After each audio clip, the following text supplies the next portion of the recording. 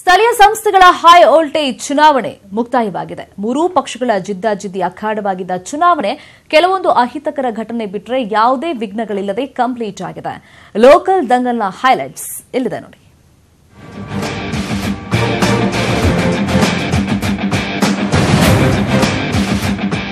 ಮುಂಬರುವ ಲೋಕಸಭಾ ಚುನಾವಣೆಗೆ ದಿಕ್ಸೂಚಿ ಅಂತ ಹೇಳಲಾಗ್ತಿರೋ ಸ್ಥಳೀಯ ಸಂಸ್ಥೆ ಚುನಾವಣೆ ಯಾವುದೇ ವಿಘ್ನಗಳಿಲ್ಲದೆ ಮುಕ್ತಾಯವಾಗಿದೆ.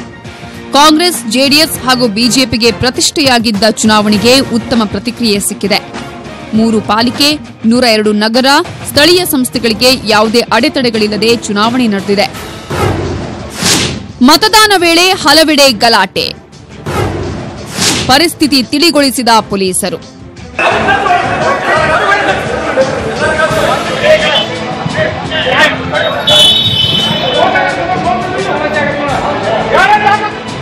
ಚುನಾವಣೆ ಅಂದ್ರೆ ಕೇಳಬೇಕಾ?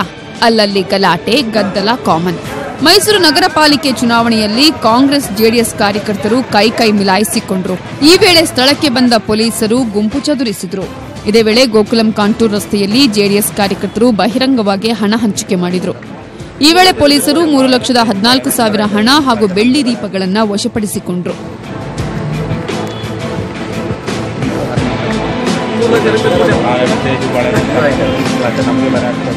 ಇತ್ತ ಮಂಡ್ಯದ ನಾಗಮಂಗಲದಲ್ಲಿ ಕಾಂಗ್ರೆಸ್, ಜೆಡಿಎಸ್ ಅಭ್ಯರ್ಥಿಗಳ ನಡುವೆ ವಾಗ್ವಾದ ನಡೆಯಿತು. ವೃದ್ಧರ ಜೊತೆ ತೆರಳಿ ಮತ ಹಾಕಿಸುವ ವಿಚಾರಕ್ಕೆ ಮಾತಿನ ಚಕಮಕಿ ನಡೆಯಿತು. ಇನ್ನು ವಿಜಯಪುರದಲ್ಲಿ ಮತಗಟ್ಟೆ ಆವರಣದಲ್ಲಿ ಪ್ರಚಾರ ನಡೆಸ್ತಾ ಇದ್ದವರಿಗೆ ಡಿಸಿ ಲಾಠಿ ಹಿಡಿದು ಎಚ್ಚರಿಕೆ ಕೊಟ್ಟರು. ಇನ್ನು ತುಮಕೂರಿನ ಕೆಆರ್ ಬಡಾವಣೆಯ ಬೂತಲ್ಲಿ 185 ಮಂದಿಯ ಹೆಸರೇ ಮಾಯವಾಗಿತ್ತು.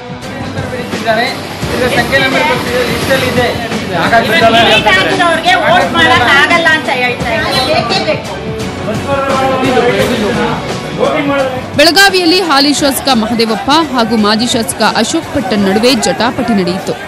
ಶಾಸಕ ಮಹದೇವಪ್ಪ ಮತಗಟ್ಟೆ ಪ್ರವೇಶಿಸಿದ್ದಕ್ಕೆ ಅಶೋಕ್ ಪಟ್ಟಣ ಆಕ್ಷೇಪ ವ್ಯಕ್ತಪಡಿಸಿದರು.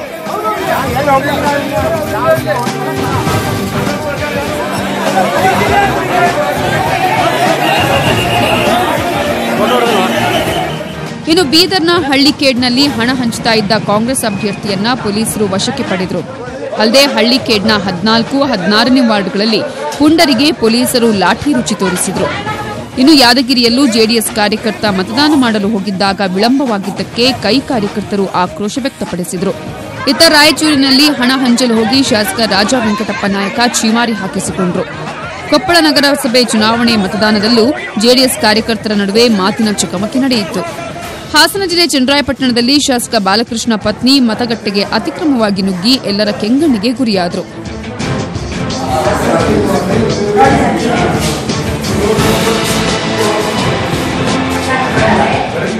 ಇನ್ನು ಮತದಾನದ ವೇಳೆ ಕೆಲವು ನೋವಿನ ಸಂಗತಿಗಳೂ ನಡೆದವು.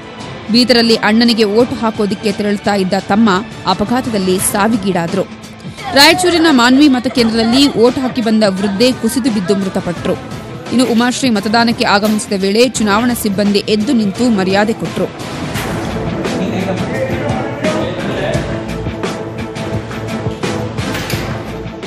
ಇನ್ನು ಮಂಡ್ಯದಲ್ಲಿ ಮದುವೆಯಾದ ನವಜೋಡಿಯೂ ಮತ ಚಲಾಯಿಸಿ ಬೇರೆಯವರಿಗೆ ಮಾದರಿಯಾದರು. ಇತ್ತ ಬಾಗಲಕೋಟೆ ಜಿಲ್ಲೆಯ ಹುನಗುಂದದಲ್ಲಿ 4 ದಿನದ ಬಾಣಂತಿ ಸಹ ಸರತಿ ಸಾಲಲ್ಲಿ ನಿಂತು ಮತದಾನ ಮಾಡಿ ಮತದಾನದ ಬಗ್ಗೆ ಜಾಗೃತಿ ಮೂಡಿಸಿದರು.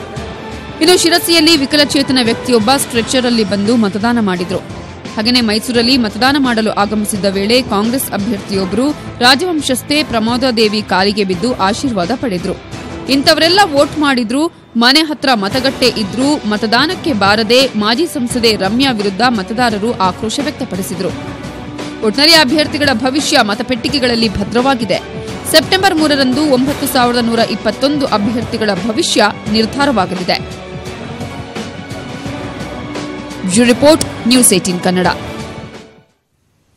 ನಟ, ನಿರ್ದೇಶಕ, ನಿರ್ಮಾಪಕ ಎಸ್ ನಾರಾಯಣ್ ಯಾರಿಗೆ ತಾನೇ ಗೊತ್ತಿಲ್ಲ ಹೇಳಿ. ಆದ್ರೆ ಆ ಡೈರೆಕ್ಟರ್ ಮೋಸ ಹೋಗಿದ್ದಾರೆ. ನಿಮ್ಗೆ ಕೋಟಿ ಸಾಲ ಕೊಡಿಸ್ತೀವಿ ಅಂತ ಲಕ್ಷ ಹಣ ಇಸ್ಕೊಂಡು ಮೋಸ ಮಾಡಿದ್ದಾರೆ. ಸಂಕಷ್ಟಕ್ಕೆ ಸಿಲುಕಿರೋ ಎಸ್ ನಾರಾಯಣ್ ಕಥೆ ಇಲ್ಲಿದೆ ನೋಡಿ. ನಿರ್ದೇಶಕ ಎಸ್ ನಾರಾಯಣ್ಗೆ 43 ಲಕ್ಷ ಮೋಸ. ಕಡಿಮೆ ಬಡ್ಡಿ ಆಸೆಯಿಂದ ಮೋಸ ಹೋದ್ರು ಕಲಾ ಸಾಮ್ರಾಟ್. ತೀವ್ರ ಹಣದ ತೊಂದರೆ ಅನುಭವಿಸ್ತಾ ಇದ್ದ ಕಲಾ ಸಾಮ್ರಾಟ್ ಎಸ್ ನಾರಾಯಣ್ 2016ರಲ್ಲಿ ಕಡಿಮೆ ಬಡ್ಡಿ ಸಿಗುತ್ತೆ ಅಂತ ಮೂವರಿಗೆ 43 ಲಕ್ಷ ರೂಪಾಯಿ ಕೊಟ್ಟು ಇದೀಗ ಸಂಕಷ್ಟಕ್ಕೆ ಸಿಲುಕಿದ್ದಾರೆ. ದುಡ್ಡಿಗಾಗಿ ಬ್ಯಾಂಕ್ಗಳಿಗೆ ಅಲೆದಾಡ್ತಿದ್ದ ಇವರನ್ನ ನೋಡಿದ ರಮೇಶ್, ವಿಜಯ್ ಕುಮಾರ್ ಮತ್ತು ಶಾಂತಕೃಷ್ಣ ಎಂಬ ಮೂವರು ಸಖತ್ತಾಗಿ ಪ್ಲಾನ್ ಮಾಡಿಕೊಂಡು ಇವರನ್ನ ಮರುಳು ಮಾಡಿದ್ದಾರೆ. ತಮಿಳುನಾಡು ಮೂಲದ ಜ್ಯೋತಿಷಿ ಮಂದಾರ ಮೂರ್ತಿಯಿಂದ ಕಡಿಮೆ ಇಂಟ್ರೆಸ್ಟ್ಗೆ ಕೋಟಿ ಕೊಡಿಸ್ತೀವಿ ಅಂತ ಪುಂಗಿ ಬಿಟ್ಟು ನಾರಾಯಣ್ಗೆ 43 ಲಕ್ಷ ನಾಮ ಹಾಕಿದ್ದಾರೆ.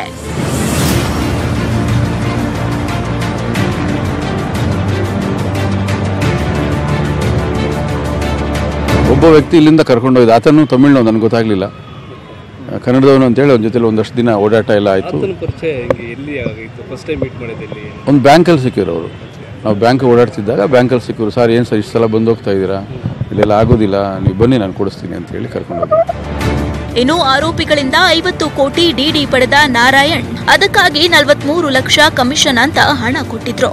ಆದ್ರೆ ಅವರು ಕೊಟ್ಟಿದ್ದ ಡಿಡಿ ಫೇಕ್ ಅನ್ನೋದು ಸ್ವಲ್ಪ ದಿನದ ನಂತರ ಗೊತ್ತಾಯ್ತು. ಅತ್ತ ಸಾಲಾನು ಸಿಗದೆ ತಾವು ಕೊಟ್ಟಿದ್ದ 43 ಲಕ್ಷವೂ ವಾಪಸ್ ಬರದಿದ್ದಾಗ ಯಶವಂತಪುರ ಸ್ಟೇಷನ್ಗೆ ನಾರಾಯಣ್ ಕಂಪ್ಲೇಂಟ್ ಕೊಟ್ಟಿದ್ದಾರೆ. ವಿಚಾರಣೆ ನಡೆಸಿದ ಪೊಲೀಸರು ಮಂದಾರ ಮೂರ್ತಿಯ ಮೂವರು ಸಹಚರರನ್ನ ಬಂಧಿಸಿದ್ದು ಕಾರ್ ವಶಕ್ಕೆ ಪಡೆದಿದ್ದಾರೆ. ಇಷ್ಟೆಲ್ಲ ಆದ್ಮೇಲೆ ಆರೋಪಿಗಳು ದುಡ್ಡು ಕೊಡ್ತೀವಿ ಅಂತ ರಾಜಿ ಮಾಡ್ಕೊಂಡಿದ್ದಾರಂತೆ. ಮೋಸ ಆಯಿತು. ಮೋಸ ಆಗಿ ನಾನು ಒಂದಷ್ಟು ದಿನ ಸುಮ್ಮನೆ ಬೇಜಾರಲ್ಲಿ ಕೂತ್ಕೊಂಡ್ಬಿಟ್ಟೆ. ಹಾಗಾಗಿ ನಾನು ಠಾಣೆಗೆ ದೂರು ಕೊಟ್ಟೆ. ಹುಡುಕಿದ್ರು, ಅವರು ಜಾಣತನದಿಂದ ಒಬ್ಬರನ್ನ ಹಿಡ್ಕೊಂಡು ಬಂದರು. ಅವ್ರಿಗೆ ನ್ಯಾಯಾಲಯಕ್ಕೆ ಒಪ್ಪಿಸಿದ್ದಾರೆ, ರಾಜಿಗೆ ಬಂದಿದ್ದಾರೆ, ಎಲ್ಲ ಕೊಡ್ತೀವಿ ಅಂತೇಳಿ ರಾಜಿಗೆ ಬಂದಿದ್ದಾರೆ. ತನ್ನ ಕಲೆಯಿಂದ ಚಿತ್ರ ರಸಿಕರ ಮನಗೆದ್ದಿದ್ದ ಕಲಾ ಸಾಮ್ರಾಟ್ ಇದೀಗ ತಾನು ಮೋಸ ಹೋಗಿದ್ದೀನಿ ಅಂತ ಹಣಕ್ಕಾಗಿ ಕೋರ್ಟು, ಸ್ಟೇಷನ್ ಅಂತ ಅಲಿತಿದ್ದಾರೆ. ಆದ್ರೆ ಕಡಿಮೆ ಬಡ್ಡಿ ಆಸೆಗೆ ಪೂರ್ವಾಪರ ಗೊತ್ತಿಲ್ಲದೆ ಮಾತು ನಂಬಿದ್ರೆ ಏನಾಗುತ್ತೆ ಅನ್ನೋದಕ್ಕೆ ಇದೊಂದು ಬೆಸ್ಟ್ ಎಕ್ಸಾಂಪಲ್ ಅಷ್ಟೇ.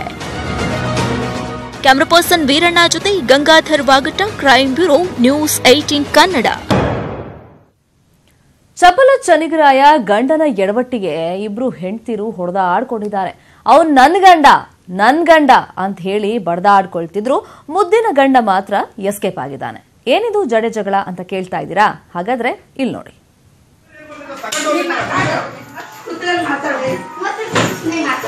ಹೀಗೆ ಜಡೆ ಹಿಡಿದು ಜಗಳ ಆಡ್ತಿರೋ ಇವರ ಜಗಳವನ್ನ ಕಣ್ಬಿಟ್ಟು ನೋಡ್ತಿರೋ ಅಕ್ಕಪಕ್ಕದವರು. ಯಾಕೆ ಹೇಗೆ ಜಗಳ ಆಡ್ತಾರೆ ಅಂತ ಮಾತನಾಡಿಕೊಳ್ತಿರೋರು. ಇದೆಲ್ಲ ಕಂಡಿದ್ದು ಹಾವೇರಿ ಜಿಲ್ಲೆಯ ರಾಣೆಬೆನ್ನೂರು ತಾಲೂಕಿನ ಕವಲೆತ್ತು ಗ್ರಾಮದಲ್ಲಿ. ಇವರು ಹೀಗೆ ಜಗಳ ಆಡೋಕ್ಕೂ ಒಂದು ಕಾರಣ ಇದೆ. ಅದೇ ಹೀಗೆ ಸ್ಟೈಲ್ ಆಗಿ ಗ್ಲಾಸ್ ಹಾಕೊಂಡಿದ್ದಾನಲ್ಲ ಚಪಲ ಚೆನ್ನಿಗರಾಯ ವಸಂತ್. ಈ ವಸಂತ್ ನನಗೆ ಒಂದು ಹೆಂಡತಿ ಸಾಕಾಗಲ್ಲ ಅಂತ ಎರಡನೇ ಮದುವೆಯಾಗಿದ್ದ. ಹೀಗೆ ಪಂಚ್ ಕೊಡ್ತಿರೋ ದಾವಣಗೆರೆಯ ಭಾಗ್ಯಾಳನ್ನ ವಸಂತ್ ಮದುವೆಯಾಗಿದ್ದ. 9 ವರ್ಷ ಚೆನ್ನಾಗಿ ಸಂಸಾರ ಕೂಡ ಮಾಡ್ದ. ಆದ್ರೆ 3 ವರ್ಷಗಳ ಹಿಂದೆ ಬೆಂಗಳೂರಿನ ಖಾಸಗಿ ಸಂಸ್ಥೆಗೆ ಕೆಲಸಕ್ಕೆ ಸೇರಿದ್ದ. ಅಲ್ಲಿಂದ ಈತನ ವರ್ಷೆ ಬದಲಾಯಿತು. ಕೆಲಸದ ಹೆಸರಲ್ಲಿ ಆತ ಕವಲೆತ್ತು ಗ್ರಾಮದ ರೇಖಾ ಜೊತೆ ಮದುವೆಯಾಗಿದ್ದು ಮೊದಲ ಹೆಂಡತಿ ಭಾಗ್ಯಾಳನ್ನ ಮರೆತಿದ್ದ. ಇದೇ ವಿಚಾರಕ್ಕೆ ಇಂದು ಭಾಗ್ಯ ರೇಖಾಳ ಕವಲೆತ್ತು ಗ್ರಾಮದ ಮನೆಗೆ ನುಗ್ಗಿ ಸಖತ್ ಗೂಸ ಕೊಟ್ಟಿದ್ದಾಳೆ. ಈ ವಿಚಾರ ತಿಳಿಯುತ್ತಿದ್ದಂತೆ ಸ್ಥಳಕ್ಕಾಗಮಿಸಿದ ಕುಮಾರಪಟ್ಟಣಂ ಪೊಲೀಸರು ಪರಿಸ್ಥಿತಿ ತಿಳಿಗೊಳಿಸಿದ್ದಾರೆ. ಇತ್ತ ಭಾಗ್ಯ ತನಗೆ ಪತಿ ಬೇಕೆಂದು ಪಟ್ಟು ಹಿಡಿದಿದ್ದು ಪತಿ ಮನೆಗೆ ಬರುವಂತೆ ಮನವಿ ಮಾಡಿಕೊಂಡಿದ್ದಾಳೆ. ಆದ್ರೆ ಚೊಪ್ಪಲ ಚೆನ್ನಿಗರಾಯ ವಸಂತ್ ಮಾತ್ರ ಯಾರ ಸಂಪರ್ಕಕ್ಕೂ ಸಿಗದೆ ನಾಪತ್ತೆಯಾಗಿದ್ದಾನೆ. HMP Kumar, Davanagere, news 18 Kannada. ರಾಮನಗರ ಜಿಲ್ಲೆ ಕನಕಪುರದ ಕಬ್ಬಾಳು ಅರಣ್ಯ ಪ್ರದೇಶದಲ್ಲಿ 2 ಕಾಡಾನೆಗಳ ಸೆರೆಗೆ ಅರಣ್ಯ ಇಲಾಖೆ ಸರ್ಕಸ್ ಮಾಡಿದೆ. ಅದರಲ್ಲಿ ಸದ್ಯ 1 ಕಾಡಾನೆಯನ್ನ ಸೆರೆ ಹಿಡಿಯಲಾಗಿದೆ. ದಸರಾದಲ್ಲಿ ಪಾಲ್ಗೊಳ್ಳೋ ಅಭಿಮನ್ಯು, ಬಲರಾಮ, ಕೃಷ್ಣ, ದ್ರೋಣ ಹಾಗೂ ಹರ್ಷ ಆನೆಗಳನ್ನ ಬಳಕೆ ಮಾಡಿಕೊಳ್ಳಲಾಗಿದೆ. ಇನ್ನೊಂದು ಆನೆ ಹಿಡಿಯೋಕೆ ಸಿಬ್ಬಂದಿ ಶತ ಪ್ರಯತ್ನವನ್ನ ಮಾಡ್ತಾ ಇದ್ದಾರೆ.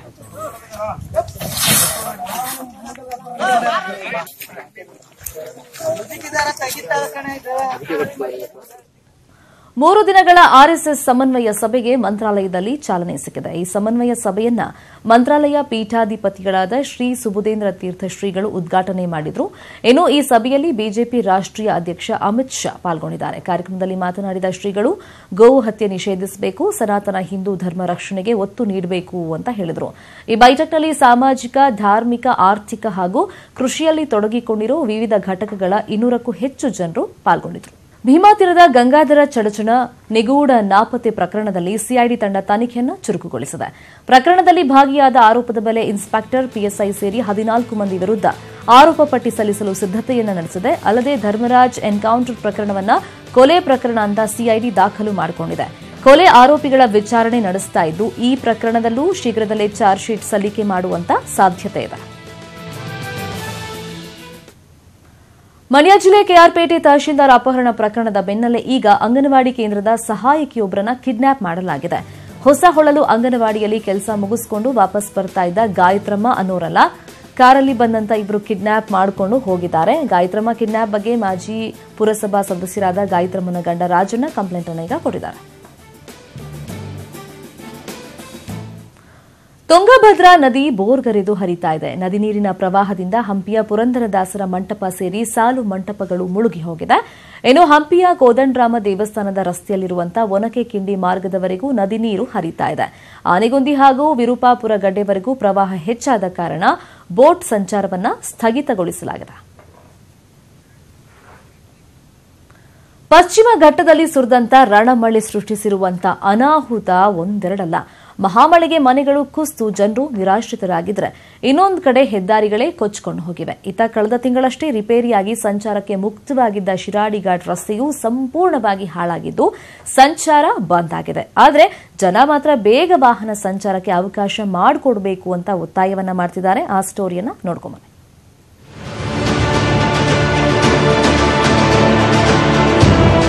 ಪಶ್ಚಿಮ ಘಟ್ಟದಲ್ಲಿ ಸುರಿದ ಭೀಕರ ಮಳೆಗೆ ರಸ್ತೆಗಳೆಲ್ಲ ಕೊಚ್ಚಿ ಹೋಗಿವೆ. ಕಾಡಂಚಿನ ಗ್ರಾಮಗಳೆಲ್ಲ ಜಲಾವೃತಗೊಂಡಿವೆ. ಇತ್ತ ಕಳೆದ ತಿಂಗಳಷ್ಟೇ ರಿಪೇರಿಯಾಗಿ ವಾಹನ ಸಂಚಾರಕ್ಕೆ ಮುಕ್ತವಾದ ಶಿರಾಡಿ ಘಾಟ್ ರಸ್ತೆ ಮೇಲೆ ಗುಡ್ಡ ಕುಸಿತಾನೇ ಇದೆ. ಇದೇ ಕಾರಣಕ್ಕೆ ರಸ್ತೆ ಬಂದ್ ಮಾಡಲಾಗಿದೆ. ಈ ರಸ್ತೆ ಅಭಿವೃದ್ಧಿಗೆ 140ರಿಂದ 150 ಕೋಟಿ ರೂಪಾಯಿ ಬೇಕು ಅಂತ ಸಚಿವ ಎಚ್.ಡಿ. ರೇವಣ್ಣ ಹೇಳಿದ್ದಾರೆ. ಆದ್ರೆ ಜನ ಮಾತ್ರ ಬೇಗ ರಸ್ತೆ ಅಭಿವೃದ್ಧಿ ಮಾಡಿ ಸಂಚಾರಕ್ಕೆ ಅವಕಾಶ ಮಾಡಿಕೊಡಿ ಅಂತಿದ್ದಾರೆ. ಕಳೆದ 1 ವರ್ಷಗಳಿಂದ ಈ ಶಿರಾಡಿ ರಸ್ತೆನ ಸಂಪೂರ್ಣವಾಗಿ ಸರ್ಕಾರ ನಿರ್ಲಕ್ಷಿಸಿ, ಕೆಲವು ರಾಜಕಾರಣಿಗಳು ಸಣ್ಣ ಸಣ್ಣ ಭೂಕುಸಿತ ಆಗಿರೋ ಒಂದೇ ಒಂದು ಕಾರಣವನ್ನು ಇಟ್ಕೊಂಡು ಮತ್ತೆ 150 ಕೋಟಿ ಬೇಕು ಅಂತ ಹೇಳಿ ಮತ್ತೆ 4 ತಿಂಗಳ ಕಾಲ ಆ ರಸ್ತೆಯನ್ನು ಬಂದ್ ಮಾಡೋಕ್ಕೆ ಹೊರಟಿರುವಂಥದ್ದಕ್ಕೆ ನಾವು ಖಂಡಿಸ್ತೀವಿ. ಯಾವುದೇ ಕಾರಣಕ್ಕೂ ಸಹ 4 ತಿಂಗಳು ಮಾಡದೆ ಮತ್ತೆ ಜನಗಳಿಗೆ ಮತ್ತೆ ಭಕ್ತಾದಿಗಳಿಗೆ ತೊಂದರೆ ಕೊಡದ ರೀತಿಯಲ್ಲಿ ರಸ್ತೆಯನ್ನು ದುರಸ್ತಿ ಮಾಡಿಕೊಡ್ಬೇಕು ಅಂತ ಕೇಳ್ಕೊಳ್ತೀವಿ. ಇತ್ತ ಬಿಸಿಲೆ ಘಾಟ್ ಈಗಾಗಲೇ ಬಂದ್ ಆಗಿದ್ದು, ಚಾರ್ಮಾಡಿಯಲ್ಲೂ ದಿನನಿತ್ಯ ಟ್ರಾಫಿಕ್ ಸಮಸ್ಯೆಯಿಂದ ಜನ ಬೇಸತ್ತಿದ್ದಾರೆ. ಹೀಗಾಗಿ ಬೆಂಗಳೂರಿಗೆ ಹತ್ತಿರವಿರೋ ಶಿರಾಡಿ ಘಾಟ್ ರಸ್ತೆಯನ್ನ ಸಂಚಾರಕ್ಕೆ ಅನುವು ಮಾಡಿಕೊಡಬೇಕು ಅಂತ ಒತ್ತಾಯಿಸಿದ್ದಾರೆ. 3 ರಸ್ತೆಗಳಿದೆ. ಶಿರಾಡಿ ಇದೆ, ಬಿಸಿಲೆ ಘಾಟ್ ಇದೆ, ಮತ್ತು ಚಾರ್ಮಾಡಿ 3 ರಸ್ತೆಗಳಿದೆ. ಇವನ್ನ ಅಭಿವೃದ್ಧಿ ಹೆಸರಿನಲ್ಲಿ 3 ಕೂಡ ಅಟ್ ಎ ಟೈಮ್ನಲ್ಲಿ ಕ್ಲೋಸ್ ಮಾಡೋ ಸಂದರ್ಭ ಇರುತ್ತೆ. ದಯಮಾಡಿ ಜನರಿಗೆ ಮಾತ್ರ ದಯಮಾಡಿ ತೊಂದರೆ ಕೊಡಬೇಡಿ. ಆ ತೊಂದರೆ ಕೊಟ್ಟು ನಿಮಗೆ ಯಾವ ಆನಂದ ಸಿಗ್ತದೋ ಅಥವಾ ನೀವು ಆ ತೊಂದರೆಯಿಂದಲೇ ನೀವು ಅಧಿಕಾರಕ್ಕೆ ಬರಬೇಕು ಅಂತ ಪ್ರಯತ್ನ ಪಟ್ಟರೆ ಅದೊಂದು ಆದಷ್ಟು ಒಳ್ಳೆಯದಲ್ಲ ಅಂತ ಹೇಳಿ ಈ ಸಂದರ್ಭದಲ್ಲಿ ನಿಮಗೆ ಹೇಳಲಿಕ್ಕೆ ನಾನು ಇಚ್ಛೆಪಡ್ತೀನಿ. ಶಿರಾಡಿ ಘಾಟ್ನಲ್ಲಿ ಈಗಾಗಲೇ ರಸ್ತೆಗಳ ಮೇಲೆ ಬಿದ್ದ ಗುಡ್ಡವನ್ನ ತೆರವು ಮಾಡಲಾಗ್ತಾ ಇದೆ. ಅಲ್ಲದೆ ತಡೆಗೋಡೆ ನಿರ್ಮಾಣ ಬಗ್ಗೆಯೂ ಚರ್ಚೆ ನಡೀತಾ ಇದೆ. ಶಿರಾಡಿ ಘಾಟ್ ಅಭಿವೃದ್ಧಿಗೆ ಮತ್ತೆ ಕೋಟ್ಯಾಂತರ ರೂಪಾಯಿ ಸುರಿದು ನೀರಿನಲ್ಲಿ ಹೋಮ ಮಾಡಿದಂತೆ ಆಗಬಾರದು ಅಂತ ಜನರು ಆಗ್ರಹಿಸಿದ್ದಾರೆ. ಕ್ಯಾಮರಾಮನ್ ನಿಖಿಲ್ ಸುವರ್ಣ ಜೊತೆ ಭರತ್ರಾಜ್ ಕಲ್ಲಡ್ಕ, ನ್ಯೂಸ್ 18 ಕನ್ನಡ, ಮಂಗಳೂರು. ಜಾತ್ರೆ ಅಂದ ತಕ್ಷಣ ನೆನಪಿಗೆ ಬರೋದೇ ರಥೋತ್ಸವ, ದೇವರಿಗೆ ಹೂವಿಂದ ಅಲಂಕಾರ ಮಾಡೋದು. ಆದರೆ ಗದಗ ಜಿಲ್ಲೆಯ ಕಪ್ಪತಗಿರಿಯಲ್ಲಿ ನಡೆಯುವಂತ ಜಾತ್ರೆನೇ ಒಂಥರ ಡಿಫರೆಂಟ್. ಏನದು ಇಲ್ಲಿ ನೋಡಿ.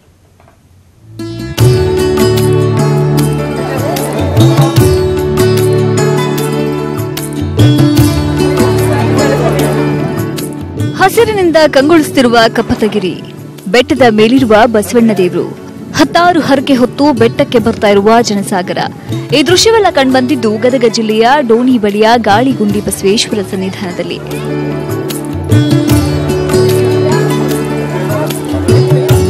ಅಂದಹಾಗೆ ಈ ದೇವರಿಗೆ ಪೇರಲ ಹಣ್ಣು ಅಂದ್ರೆ ಇಷ್ಟವಂತೆ. ಅದಕ್ಕೆ ಇಲ್ಲಿಗೆ ಬರೀ ಭಕ್ತರೆಲ್ಲ ಪೇರಲ ಹಣ್ಣನ್ನ ಬಸವಣ್ಣನ ಮೈಗೆ ಉಜ್ಜುವ ಮೂಲಕ ಸೇವೆ ಮಾಡ್ತಾರೆ. ಶ್ರಾವಣ ಮಾಸದಲ್ಲಿ ಇಲ್ಲಿ ನಡೆಯುವ ಜಾತ್ರೆಗೆ ಭಕ್ತ ಸಾಗರವೇ ಹರಿದು ಬರುತ್ತೆ. ಎಲ್ಲ ಲಗ್ನ ಆದರು ಮತ್ತು ಕಂಕಣ ಕಟ್ತಾರ, ಮಕ್ಕಳು ತೊಟ್ಲಾಗ ತೂಗ್ತಾರ, ಕಟ್ತಾರ. ಎಲ್ಲ ಸಿದ್ಧಿ ಜಗ ಚಕ್ರ ಬಸವೇಶ್ವರ, ನಂದಿವರಿ ಬಸವೇಶ್ವರ ಮತ್ತು ಎಲ್ಲ ಜಾತ್ರೆ ಇವತ್ತ ದಿವಸ. ಮತ್ತು ಅವರು ಏನಾಗ್ತೈತಿ ಅಂದ್ರೆ ಇಲ್ಲಿ ತಿಕ್ಕಿಂದ ನಾವು ಮೈಯಾಗ ಆರಾಮ ಆಗ್ತತ್ರಿ, ಮತ್ತು ಜ್ವರ ಬಂದ್ರೆ ಆರಾಮ ಆಗ್ತವು. ಈ ಜಾತ್ರೆಗೆ ಹರಕೆ ಜಾತ್ರೆ ಅಂತಾನೆ ಭಕ್ತರು ಕರೆಯುತ್ತಾರೆ. ಈ ದೇವಸ್ಥಾನದಲ್ಲಿ ಮದುವೆ ಆಗದವರು ಕಂಕಣ ಕಟ್ಟಿದ್ರೆ ಮದುವೆಯಾಗುತ್ತೆ ಎನ್ನುವ ನಂಬಿಕೆ ಇದೆ.